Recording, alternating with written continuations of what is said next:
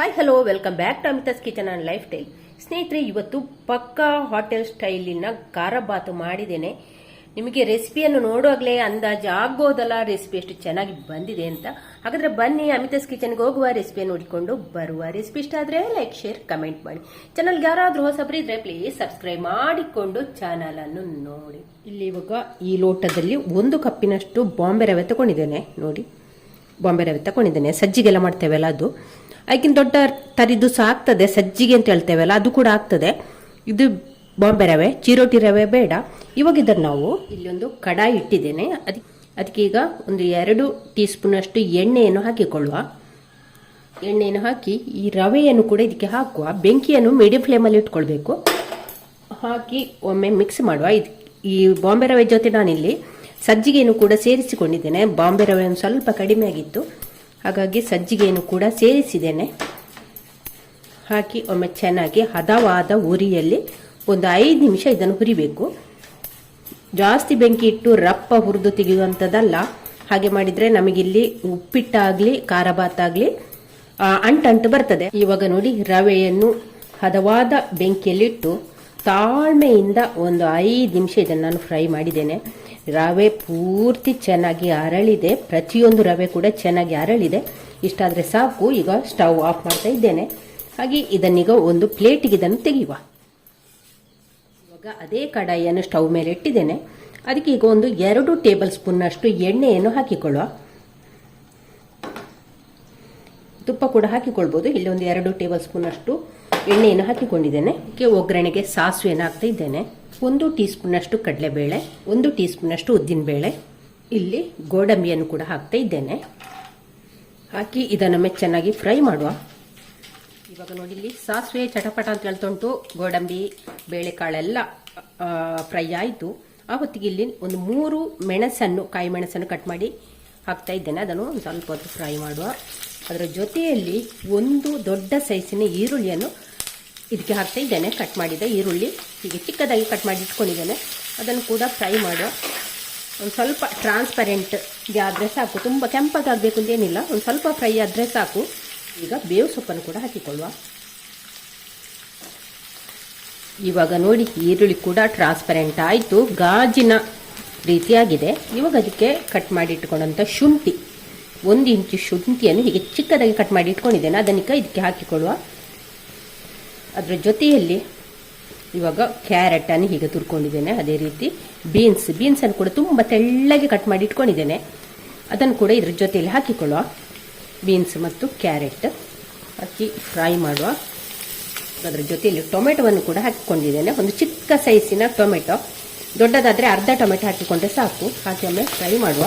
ಇಲ್ಲಿಗ 1 tea spoon ಅಷ್ಟು ಉಪ್ಪನ್ನು ಕೂಡ ಇದಕ್ಕೆ ಸೇರಿಸ್ತಾ ಇದ್ದೇನೆ. ಇವಾಗ ಇಲ್ಲೊಂದು ಚಿಟಿಕೆ ಅರಶಿನ, ಒಂದು 1/4 ಟೀ ಸ್ಪೂನ್ ಅಷ್ಟು ಅರಶಿನವನ್ನು ಕೂಡ ಹಾಕಿ ಫ್ರೈ ಮಾಡುವ. ಅರಶಿನಕ್ಕೆ ಇದರ ಕಲ್ಲರ್ ಕೂಡ ನಮ್ಮ ಖಾರ ಬಾತಿಗೆ ಉಂಟಲ್ಲ, ಕಲ್ಲರ್ ಕೂಡ ಒಳ್ಳೆದಿರ್ತದೆ. ಟೇಸ್ಟ್ ಮಾತ್ರ ಮುಖ್ಯ ಅಲ್ಲ, ಅದ್ರ ಜೊತೆಯಲ್ಲಿ ಒಂದು ನೋಡಲಿಕ್ಕೆ ಕೂಡ ಚೆನ್ನಾಗಿರ್ಬೇಕಲ್ಲ. ಹಾಗೆ ಸ್ವಲ್ಪ ಅರಶಿನವನ್ನು ಕೂಡ ಹಾಕಿಕೊಳ್ಳುವ.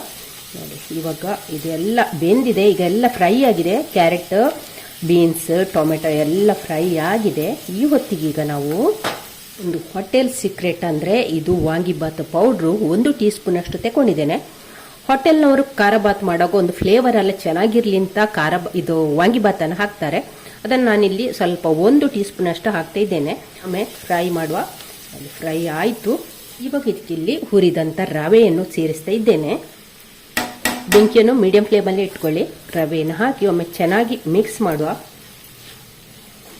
ಈ ಹೊತ್ತಿಗೆ ನಾನಿಲ್ಲಿ ನೀರನ್ನು ಕುದಿಲಿಕ್ಕಿಟ್ಟಿದ್ದೆ. ಆ ನೀರನ್ನು ಹಾಕ್ತಿದ್ದೇನೆ. 1 ಲೋಟ ರವೆ ತಗೊಂಡ್ರೆ ಅದಕ್ಕೆ ನಾವು 2.5 ಲೋಟದಷ್ಟು ನೀರನ್ನು ಹಾಕಬೇಕು. ಯಾಕೆಂದರೆ ಈ ಕುದಿಯುವ ನೀರನ್ನೇ ಹಾಕಿಕೊಳ್ಬೇಕು. ಯಾಕೆಂದರೆ ಅಲ್ಲಿ ನಾವು ಬೇಳೆಕಾಳು, ಗೋಡಂಬಿ ಎಲ್ಲ ಹಾಕಿದ್ದೇವಲ್ಲ, ತಣ್ಣೀರನ್ನು ಹಾಕಿಕೊಂಡ್ರೆ ಅದು ನೆನೀತದೆ. ಬಿಸಿ ನೀರು ಹಾಕಿದ್ರೆ ಉಂಟಲ್ಲ, ಬೇಗ ನಮಗಿಲ್ಲಿ ರವೆ ಕೂಡ ಫ್ರೈ ಆಗ್ತದೆ. ಹಾಗೆ ಹಾಕಿದಂಥ ಕಾಳುಗಳು ಯಾವುದು ಸಹ ನೆನೆದಿಲ್ಲ.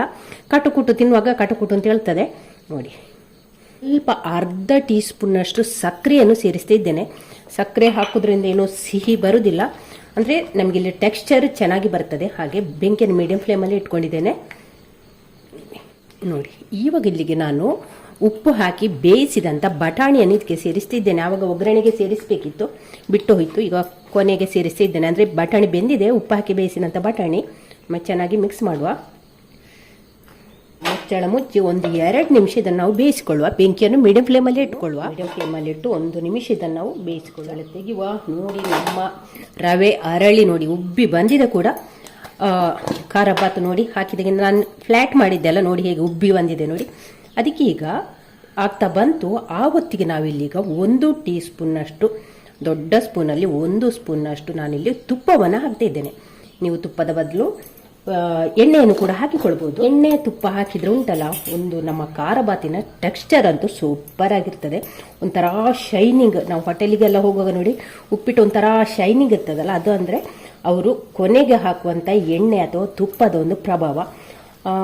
ಇದು ಕೂಡ ಹೋಟೆಲಿದ್ದು ಟಿಪ್ಸ್ ನಿಮಗೆ. ನೋಡಿ ಹಾಕಿ ಒಮ್ಮೆ ಚೆನ್ನಾಗಿ ಮಿಕ್ಸ್ ಮಾಡುವ.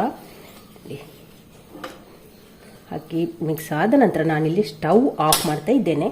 ಸ್ಟವ್ ಆಫ್ ಮಾಡಿದ ನಂತರ ಇಲ್ಲಿ ನಾನು ಕೊಬ್ಬರಿಯನ್ನು ತೆಂಗಿನಕಾಯಿ, ತುರಿದಂಥ ತೆಂಗಿನಕಾಯಿಯನ್ನು ಹಾಕ್ತಾ ಇದ್ದೇನೆ. ಅದರ ಜೊತೆಯಲ್ಲಿ ಕೊತ್ತಂಬರಿ ಸೊಪ್ಪನ್ನು ಕೂಡ ಹಾಕ್ತಾ ಇದ್ದೇನೆ.